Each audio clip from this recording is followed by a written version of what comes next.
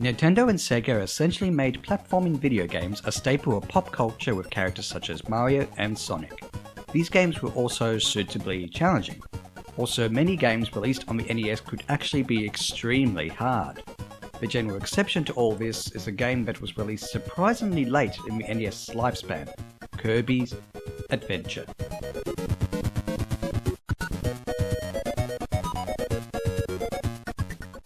The second game in the Kirby series after Kirby's Dream Land on the Game Boy, the titular pink spherical character has to take on King DDD yet again, who has disturbed the residents of Dreamland this time by stealing the Star Rod. He breaks it into 7 pieces and has his team of minions guard each piece. Kirby has to traverse 7 neglected worlds to retrieve each Star Rod fragment and bring them back to the appropriately titled Fountain of Dreams. Those of you who have played Kirby's Dream Land on the Game Boy will find much of Kirby's Adventure identical. Given both games are essentially in 8-bit, the sprites for Kirby and many of the other characters are pretty much the same. The controls are very similar, and of course Kirby can jump, float and inhale enemies and objects in his mouth, which can be eaten or spat out. The key differences, however, are obviously the colours replacing the black and white Game Boy graphics, and especially the ability to gain the powers through the aforementioned inhaling Kirby can do. Speaking of the colour palette, Kirby's Adventure is one of the best looking games on the NES, which is not surprising given its late release. This game is very colourful and cute. Some of the effects are quite amazing for their time, and the backdrops look lovely. The animation is also very charming. While all of this could potentially have led to gamers back then mistaking it for a next generation release, unfortunately the effects, physics and the general quantity of characters on screen slow the game down. Badly. It doesn't break the game, but it is very noticeable to the point where it may affect the timing of the controls.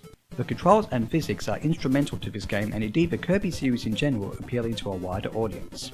Besides the movement and jump controls, you can use the B button to inhale, press down on the control pad to copy the abilities of Kirby's morsels, and press select to discard those abilities. The concept of copying abilities was introduced for the first time in the Kirby series here and has become a staple of the series since. Depending on what Kirby inhales, he can use swords, breathe fire, turn into a stone and more besides. Some abilities are better than others, and some even make overcoming obstacles and enemies an absolute joke. But they are generally fun to experiment with, and are explained to the player with a press of the start button. Specific abilities are also vital for finding secrets. Unfortunately, Kirby can be occasionally hard to control, depending on what abilities you're using. For example, Kirby can only use the sword ability when standing still. Kirby can only use the sword ability when standing still.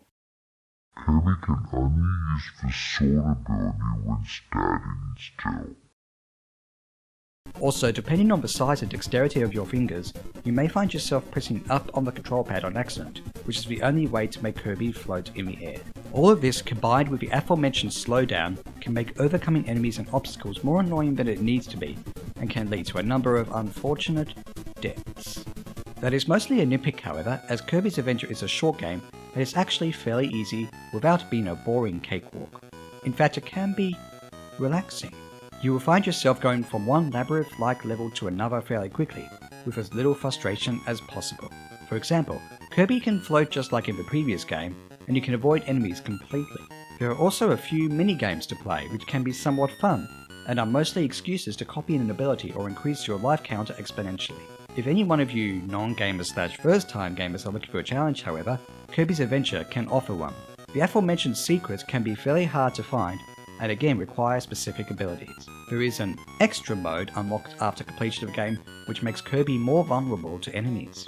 There is also a boss rush mode which allows you to fight all the bosses who held the Star Rod fragments, except you have to beat them all in a row without dying once. The bosses are actually fairly easy in this game, almost too easy, though the last boss is mostly an exception. Don't give up though, the residents of Dreamland need you to get that Star Rod back.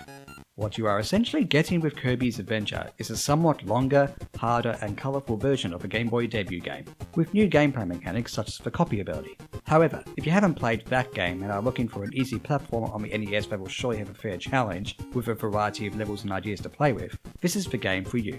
You may appreciate the replay value if you are an experienced gamer as well. Overall, it is hard to ignore the colours, charm, and creativity in this game. That pink spherical creature Kirby, while not as well known as characters like Mario, is certainly iconic, and you only have to play Kirby's Adventure to see why. Oh, and the music is good too.